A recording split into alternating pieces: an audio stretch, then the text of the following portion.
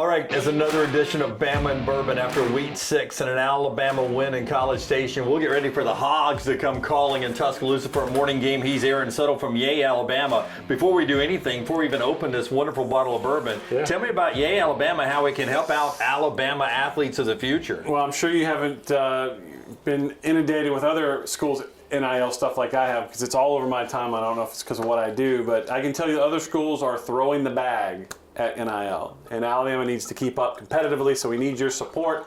We don't have the corporate structure like in the state of Georgia or Tennessee or Arkansas and the schools out in Texas, so we need each fan's support. Go to yay-alabama.com and look for information on how to sign up. All right. I brought my own glass from my own house to drink this one. Got you a nice proper bourbon glass. Buddy. Cheers to you. We're drinking today from the Penelope Group. It's Barrel Strength. This is a 4-grain, 116 proof. And we appreciate our friends at the Pink Package Store for bringing this to us. What do you think of the first initial smell and taste? It's every bit of 116. So yeah, it'll. Oh wow! Yeah, that is there. What we'd like to call strong. It's there. It lets you know it's there. The bottle kind of looks like you're drinking a little bit of a dark rosé. Maybe? Yeah. So. It does. It's a unique packaging from Penelope. We sampled one of these last year. I think it was the one I filled in on last year. I think that's right. Yeah, when Penelope rolled in. Jim's just a big Penelope fan. Bardstown, Kentucky. Shout out to the folks at Penelope. The beverage place is located next to the PGA Superstore on Highway 280. They bring you this all the time. Pink Package located across from Target next to Arby's on 280. A one-stop shop for your liquor, your beer, your seltzers, your wine, sodas, mixers, cigars, ice, even fresh lemons and limes. Open early and close late. Open 9 a.m. every day except on Sunday. They open at noon on Sunday. Open 365 days a year. Get your drink at the Pink. Open Labor Day, regular hours, and throughout the holidays. Follow them on Facebook and Instagram and help you find the items you need right there at the beverage place next to the PGA Superstore, and of course the Pink Package located there. Also our friends at MyBookie and Gutter Cap, more on them coming up in a little bit. But Alabama, we're talking 116 proof here. That Bama defense was 116 proof on Saturday. Yeah, let me tell you, Deontay Lawson's the best inside linebacker Alabama's had since Reuben Foster. And when he was out against Mississippi State, you noticed, it was noticeable. With him being in there against Texas A&M, no offense to who came in, everyone tried to fill in as best they could for him when he was out. But there's a difference when Deontay Lawson's in the game. I asked Nick Saban about him today. He's the communicator. He gets everyone where they're supposed to be. The run fits are where they're supposed to be. And he even played banged up because that ankle's still not 100% healthy. But that defense goes to another level when he's in the game. And he's making some plays, but you talk about the communication part.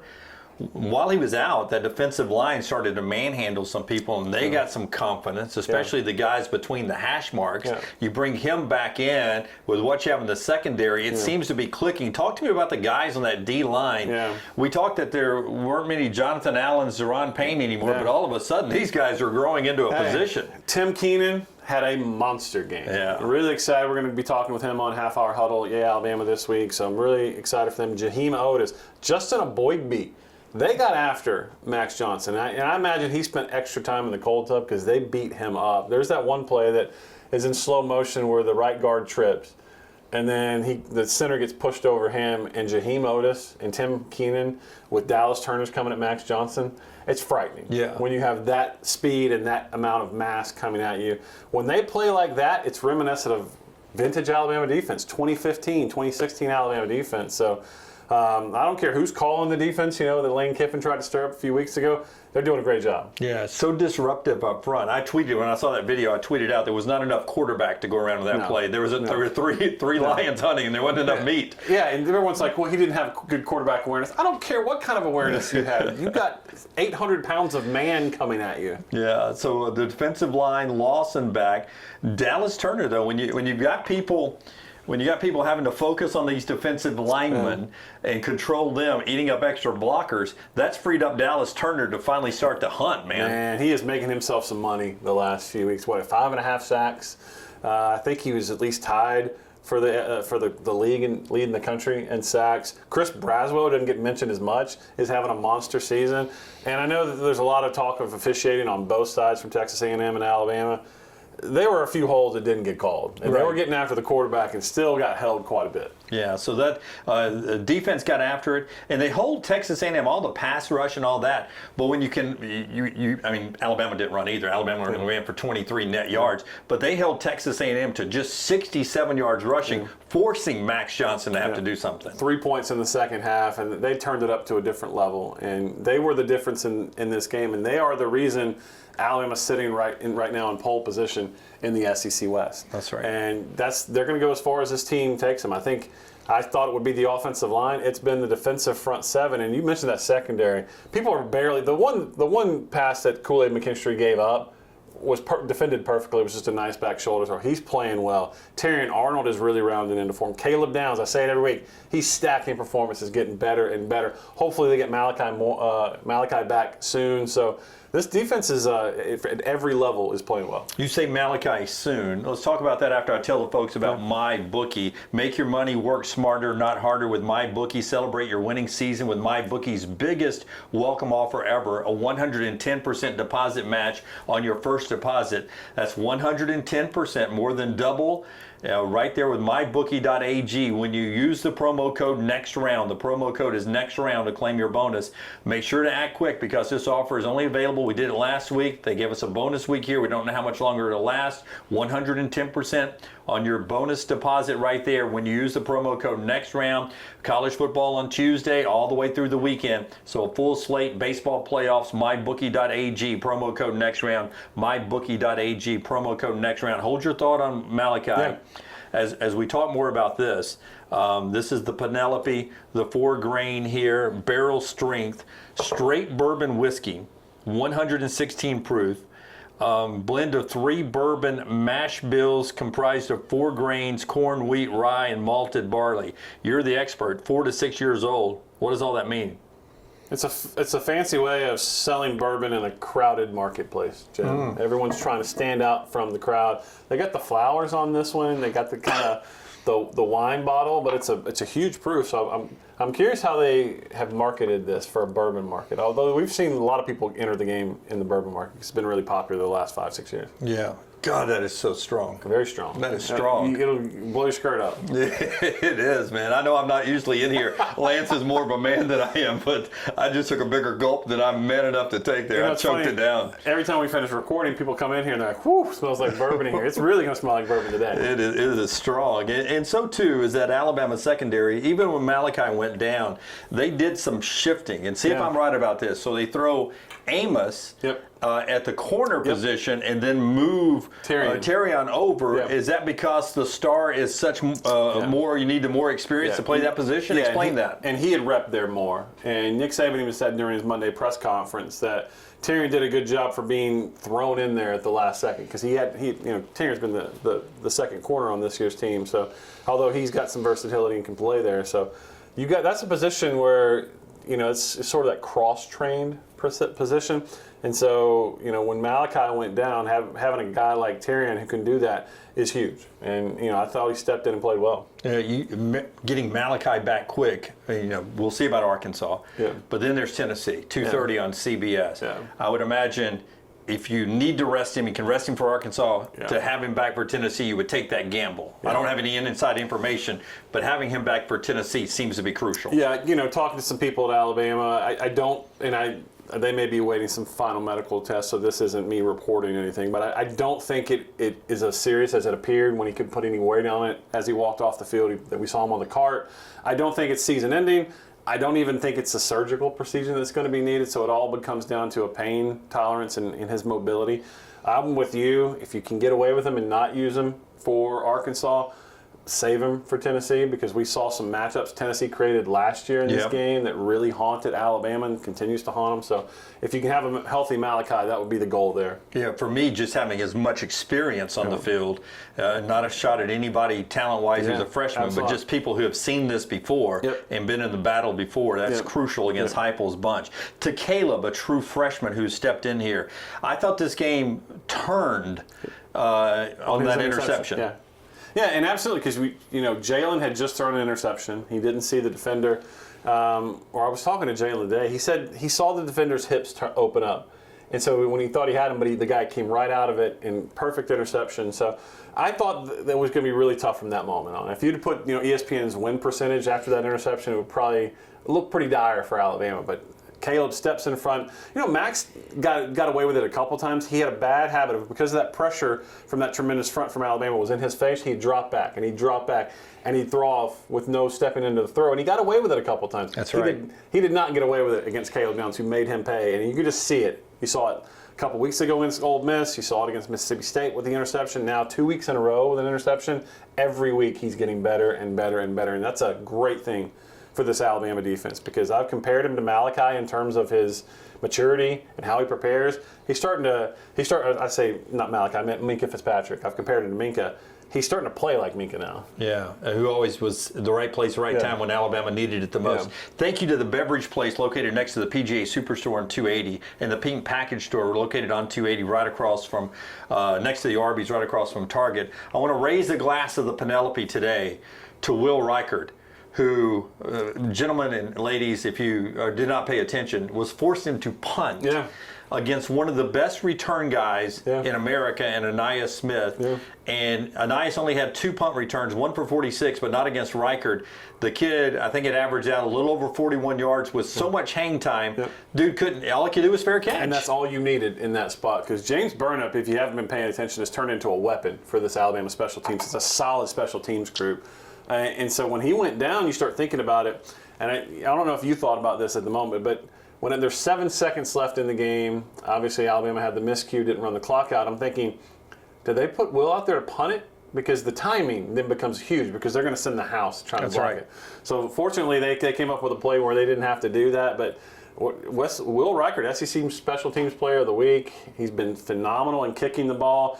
And just thank your lucky stars that he came back for another season. Yeah, absolutely. He's such a Groza guy for me to win the Groza Award. And then this is almost like, defensive guy who moves over to offense and catches a touchdown in the Heisman discussion, or offensive wide receiver who goes and returns punts. You do, wait, he's the best place kicker in the world? And he punted in a crucial game and did this. And, if you're an NFL, you only carry 1 punter and 1 place kicker. There you go. If you're an NFL team, you go, okay, I like what I saw from this kid. Just getting it off with no blocks would have been an advantage. Huge. But to do what he did to neutralize Anais Smith, I just wanted to throw that strong-ass bourbon back for Will Reichert. He was fantastic. He was great. He was great. Okay, let's go to the offense and our friends at Gutter Cap, who brings you part of the show. C-Stew's a big college football fan, and Gutter Cap can help you this season. Football's played in the fall. That's when the leaves are falling. They clog up those gutters. Listen, folks, stop worrying about that. Get those gutters cleaned one more time and let Gutter Cap come in. They cap it with those aluminum cover systems. It's patented with our friends at Gutter Cap. They've been doing it for over 20 years. You get 45% off the retail price for watching Bama and Bourbon, 45% off. No more dangerous ladder. GutterCapBirmingham.com, GutterCapBirmingham.com, or call Chris Stewart, 205-823-2212, 823-2212, or GutterCapBirmingham.com. Jalen gets sacked 6 times. Yep. One of them was a brutal hit that he fumbled, and luckily Proctor got on top of it, or that would have been a turning point in the game. But he gets hit 6 times down to the ground. He got hit more times than that, throwing with people in his face. Yep. But he kept getting back up, and he kept playing the next play.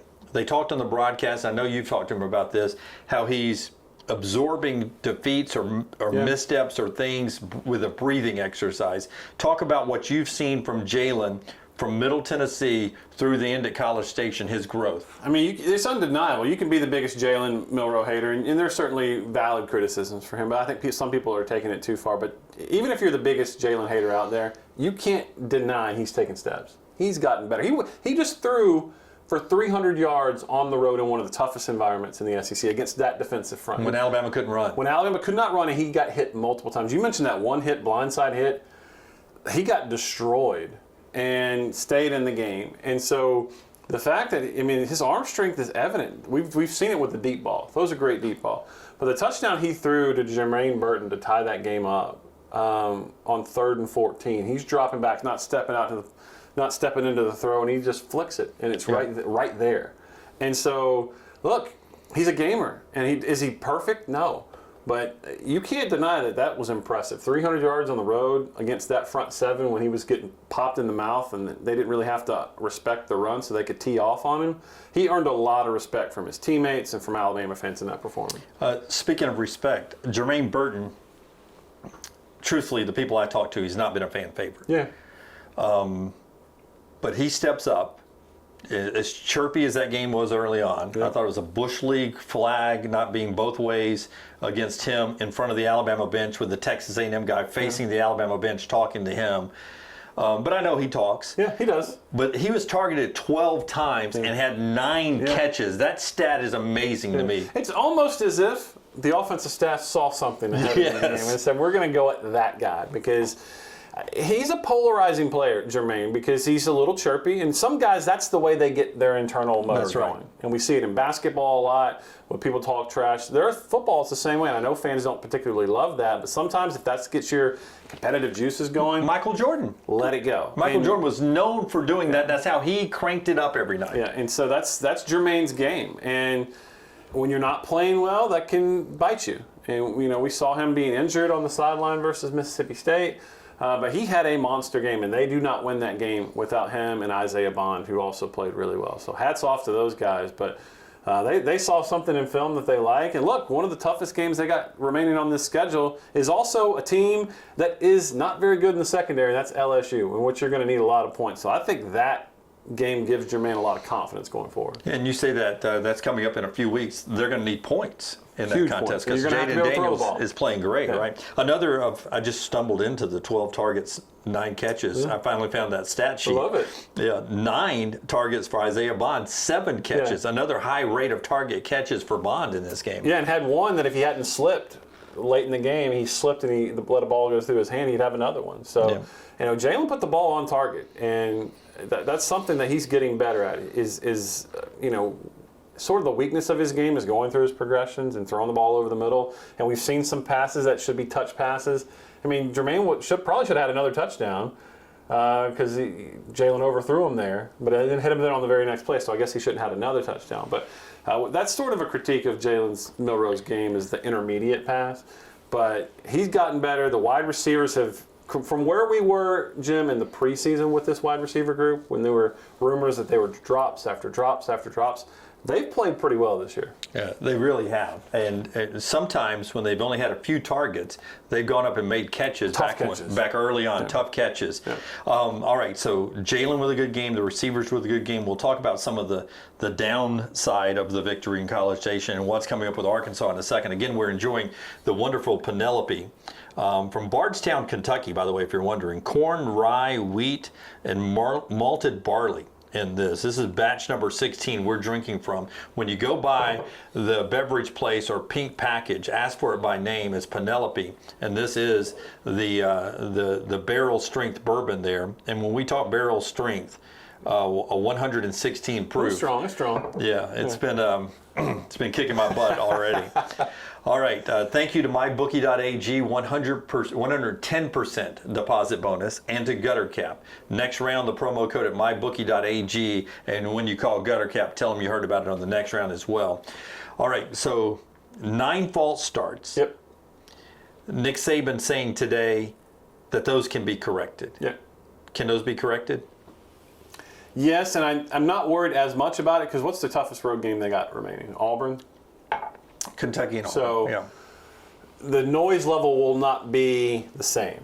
And maybe Auburn will get pretty close, depending on what type of season Auburn finishes out with. But you got to figure it's the Iron Bowl, that those fans will bring it. But it won't be 108,000 people screaming in your ear. And so Nick Saban said today it was the silent count that got him. And I thought Texas A&M got away with a couple in inducing that movement, especially late in the game. But if that didn't get called, it's on the offense, and they got to get that corrected. 2 on your tight end. It's funny. I wrote last week that the offensive line needed to play a relatively clean game, and I said what that meant is no false starts. And they did not play a 9 of them. Yeah, my favorite with the tight end, which one? CJ Dupree. It's Dupree. Yeah, is that it's like he's been fouled in basketball. He raises his hand, and I was like, "It's me." We know. We know. They got to get that cleaned up, and because the way this offense is built, you're not built to be behind down in distance. And even 5 yards, that could be drive killers. Now, fortunately, in the second half, Alabama overcame some of that, but they got to get that cleaned up. They got to be able to run the football. It's one thing not to be able to run it against Texas A&M because they're really good up front. But going forward, you have to have some. I'm curious to see if we're going to see the right guard situation. With Darian Dalcourt was sort of a game time decision that they didn't know he wasn't going to be able to play, so Jaden Roberts hadn't prepared to play. I thought he created some movement. He wasn't perfect, but I thought he created some movement that they're going to need going forward. So I'm curious to see that right guard spot moving forward. Yeah, and hadn't Dalcourt played some center along the way too? Yeah, he was a starting center. The starting center at one point, yeah. So still not too late for some adjustments if need to be made down the road. By the way, bourbon in its purest form is what Penelope Barrel Strength pushes the boundaries of their signature 4-grain balanced flavor profile. For those of you that enjoy the bourbon and want to drink what we drink here on Bama and Bourbon, again, you can get that at the PGA Superstore, the beverage place right next to that on 280, and Pink Package located across from Target next to Arby's on 280, open 365 days a year. Here comes Arkansas. Yep. They played LSU on the road to the end. They played Ole Miss on the road to the end. They played Texas A&M neutral site to the end. Their record says one thing, but this team is more dangerous than their 2-4 record indicates. Yeah, and they've been a thorn in Alabama's side of late. You remember that game in Fayetteville? They just, when that defense has given Alabama's offense some trouble, and Alabama's got an offense that isn't what it was previously. So, the fortunate thing is this game is in Bryant-Denny Stadium, so that's huge, I think, for the confidence of this offense. And what we haven't seen is Alabama really start real quick. If they could get out to a lead and then allow this defense to just apply pressure, that's what this game needs to be. And for goodness sake, knock on wood, Alabama needs a game where they can get through healthy.